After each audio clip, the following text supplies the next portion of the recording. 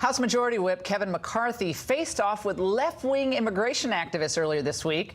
The California congressman was delivering remarks at a public policy event in Sacramento when things turned pretty ugly.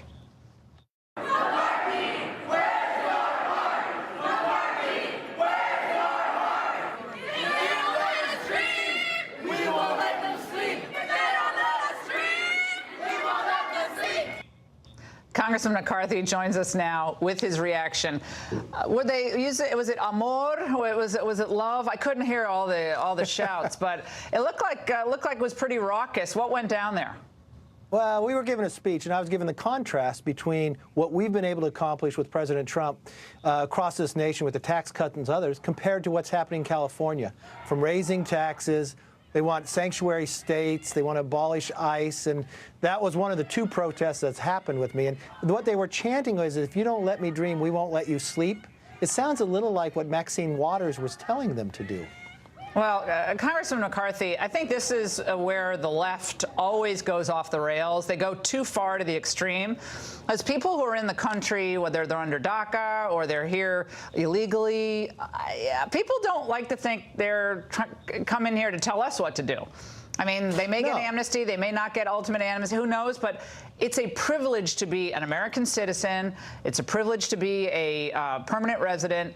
And in California, I mean, your state has been significantly altered in its workforce, some of it, necessary for agriculture, but it's been transformed over the years from, left-wing leadership on this issue.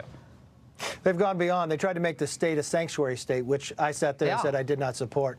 We're building the wall. We're building it in California.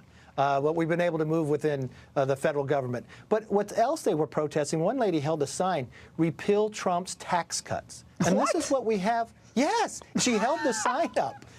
And when you look at what's going on in California, this is the fear that I have with what's coming forward with November.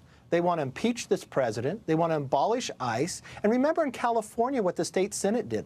They passed single-payer, government-run health care where you could not get health care from your employer. It would cost twice as much money as all of what California brings in their revenue.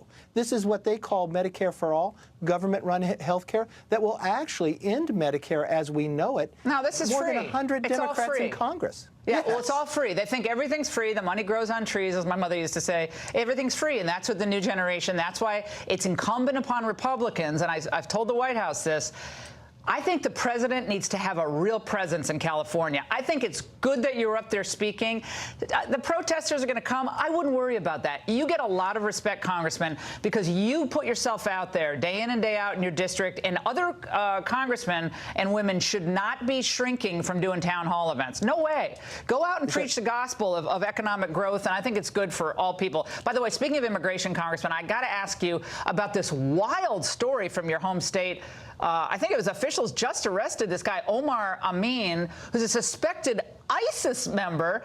He's accused of killing an Iraqi police officer in Sacramento, but he came to the United States as a refugee, and he was even able to apply for a green card. Isn't this exactly why the president wanted an aggressive travel ban and aggressive vetting? But, of course, we've heard that this constant refrain of a warning from the left. But we still know the root of this poisonous tree was his attempt to ban Muslims. And remember, this is actually not going to make us safer. They're all Muslim countries, and the majority, and they are banned because of that. It serves no purpose, and in fact, I would argue it's entirely negative in terms of national security. It potentially could cut off areas of intelligence that can help us protect ourselves from violent extremism. Congressman, what can you tell us about this case? Because I know our viewers are very concerned about this.